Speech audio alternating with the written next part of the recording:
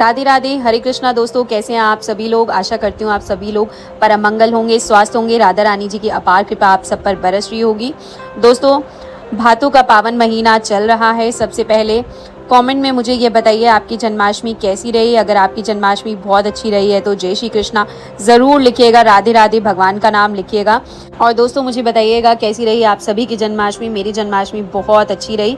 अगर आपने जन्माष्टमी पे 56 भोगों का भोग नहीं लगाए हैं, या जन्माष्टमी पे आपके पीरियड्स आ गए थे, या फिर कुछ मिस हैपनिंग हो गई थी जिससे कि घर में अभी भी आपके पास मौका है, आप भगवान श्री कृष्ण जी की छठी आने वाली है, आपके घर में कोई भी बच्चा होता है ना, तो आपकी छठी मनाई जाती है। लड़का हो चाहे लड़की हो, दोनों की छठी मनाई जाती है। ऐसे ही भगवान श्री कृष्ण जी की छठी को बहुत धूमधाम से मनाया जाता है। जन्माष्टमी के ठीक 6 दिन आने वाले त्योहार को भगवान श्री कृष्ण जी को छठी बोली जाती है।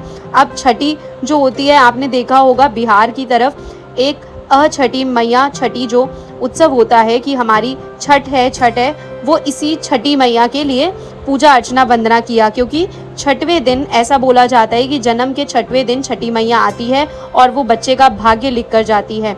तो छठी मैया के वेलकम के लिए आपको कुछ कुछ चीज़ें अवश्य लिखना होता है, करना होता है। वो कभी और किसी और वीडियो में मैं आपको बताऊंगी। अगर आपके बच्चे की छठी है तो आपको किन किन बातों का ध्यान रखना है। अभी तो हमारे लाला की छठी आने वाली है, 200 लड्डू गोपाल की छठी आने वाली है।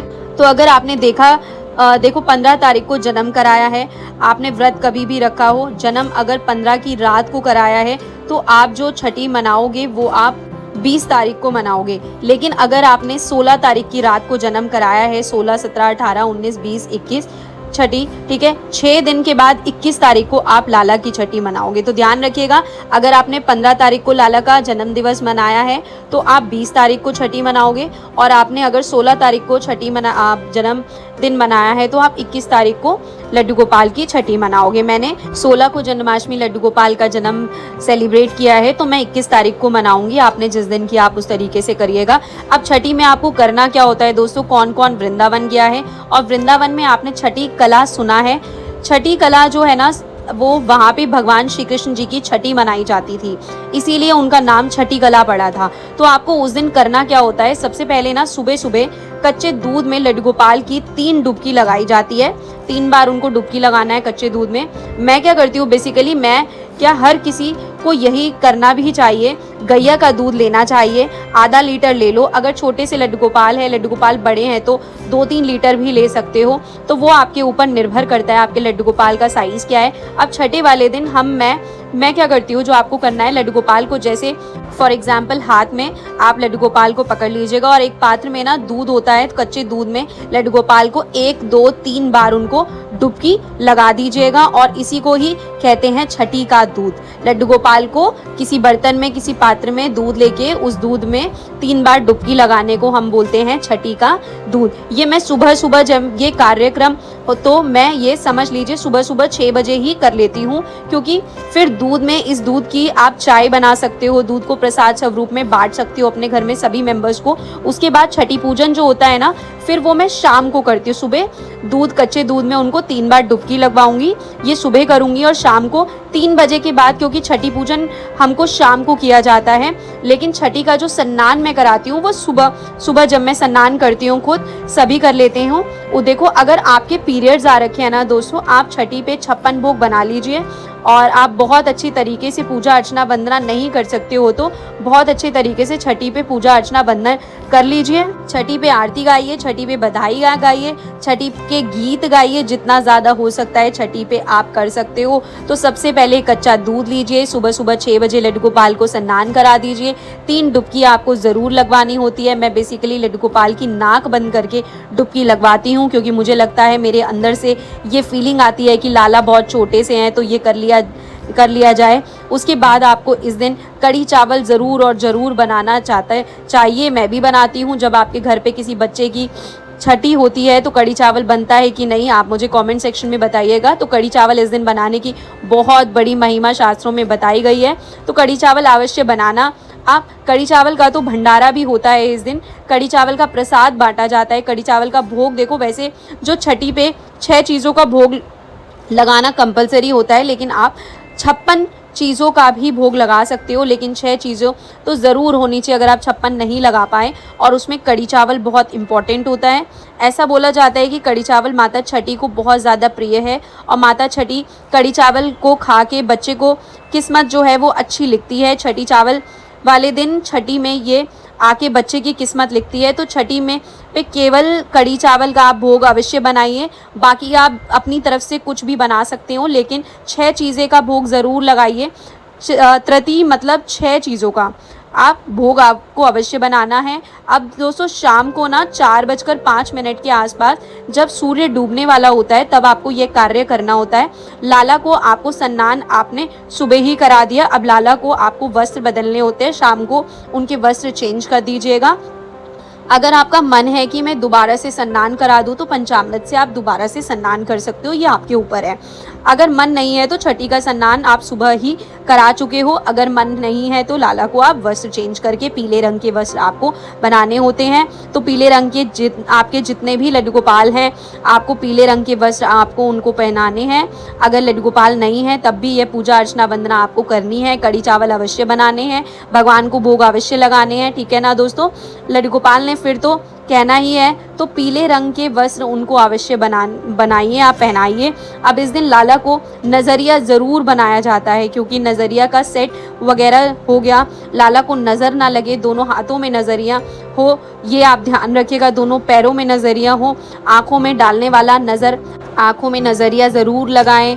ध्यान रखिए कमरबंद का नज़र, अगर आपको नज़रिया मिल रहा है तो बहुत अच्छी बात है। नज़रिया आप किसी भी पूजा की दुकान से ले सकते हो, उनके दोनों पैरों के, दोनों हाथों के, कमर के, गले के ज़रूर पहनाइए, तो नज़रिया का पूरा सेट वो आ जाएगा, आप ले सकते हो पूजा की दुकान से। तो आपने लड्डू गोपाल को वो नज़रिए का सेट आपको अवश्य पहनाना है।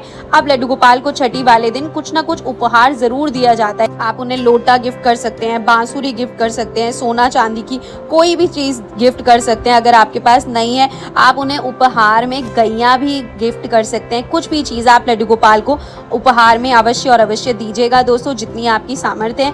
इस दिन लड्डू गोपाल को उपहार अवश्य दिया जाता है, ध्यान रखिएगा। उसके बाद क्या करना होता है, उसके बाद आपको लड्डू गोपाल का काजल एक बनाना होता है। थोड़ा सा एक सरसों के तेल को ले लीजिए, दिया जला लीजिए, उसमें थोड़ी सी अजवाइन डालिए। अजवाइन डालने के बाद चम्मच को उल्टा करके रख दीजिए, उसमें काजल पक जाएगा।